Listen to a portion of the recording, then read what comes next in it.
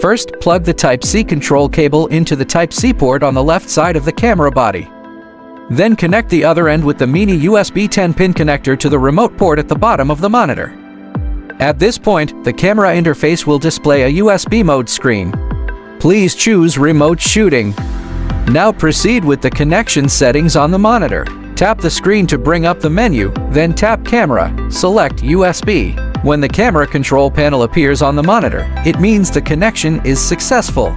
Tap Rec, starts or stops video recording on the camera. When the camera is set to still photo mode, tap the shutter button, triggers the shutter. Tap Iris, adjusts the aperture value. Tap Shutter, adjusts the shutter speed. Tap ISO, adjusts the ISO sensitivity. Tap Focus, in AF mode, you can perform touch focus directly on the monitor. Tap SS Gain, you can switch between exposure control and gain display modes. Tap WB, selects or changes the white balance mode. When white balance is set to K, tap CT to adjust the color temperature. When ISO is set to auto or the camera is in automatic modes, tap EV to adjust the exposure compensation value.